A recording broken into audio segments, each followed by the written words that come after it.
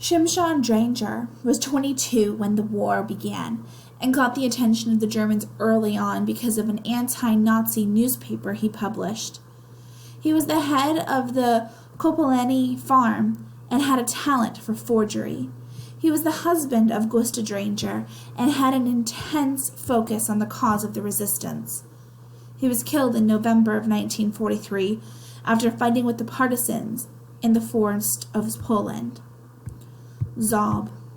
Modechi was 20 years old at the beginning of World War II, but quickly began to understand the threat of the Nazis' plan to exterminate the Jewish people.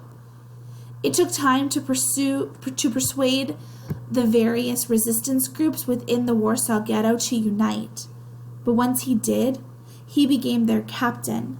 He fulfilled the dream of many resistance fighters to prove that not all sheep go like lambs to the slaughter.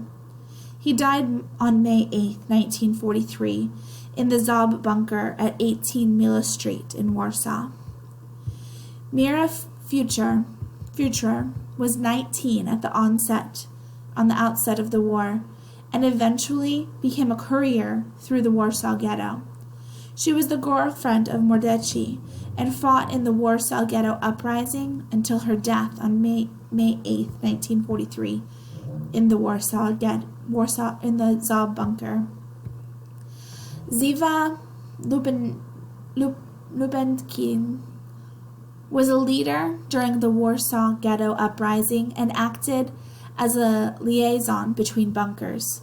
When it became clear that the resistance headquarters was about to be raided, Ziva was sent through the sewers to find a connection on the Aryan side. She escaped but continued to run resistance operations from outside the ghetto. She died in Israel in 1976. Couriers. After the war, many of the young people who had been involved in courier work spoke little of their accomplishments, preferring to let those who died in their efforts be named as the true heroes. Thus, there is no complete list. However, I wish to mention a few couriers whose work saved countless numbers of lives and gave hope to a people in an otherwise sealed-off world. Anka Fischer was a courier in attendance at Akiva's Last Supper meal. She had recently been released from prison following a brutal questioning and torture, but never surrendered any information, remaining true to her oath of silence.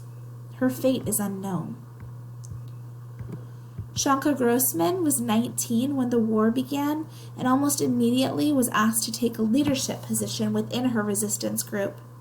Much of her courier work involved warning the residents of Warsaw about extermination plans for the Jews. She was actively involved in the uprising at the Bialystok ghetto in August 1943. She survived the war and died in Israel in 1996. Shavka Fulman Rabin was 15 at the outset of the war. She became well trained in the use of weapons, helped smuggle many Jews out of the ghetto, and was directly involved in the cafe attack with Akiva. She was eventually arrested and sent to Auschwitz, but survived. She died in 2014. Frump Something was the first courier in Warsaw to smuggle weapons into the ghetto inside a bag of potatoes. She joined the Bedkin Ghetto uprising and was killed on August 3, 1943, in a basement with a rifle clutched in her hand. Hala Schuper worked as a courier between Warsaw and Krakow. She was once arrested while carrying forged identification, but begged to use the bathroom before leaving with the soldiers. There she flushed all the evidence, so they were eventually forced to release her. Hala was later involved in and survived the Warsaw Ghetto uprising by escaping through the sewers. She died in 2007. Miragola was a courier throughout Poland and a key player in encouraging Akiva, to begin fighting back after the ghetto action in Krakow. She was shot to death while trying to escape from Montelupe prison on April 19, 1943. The same day the Warsaw Ghetto Uprising began. Rivka was Dolek's wife. Her courier work focused on finding safe houses and distributing false identification papers. When other Akiva leaders were arrested or absent, she played a key role in keeping the resistance movement forward.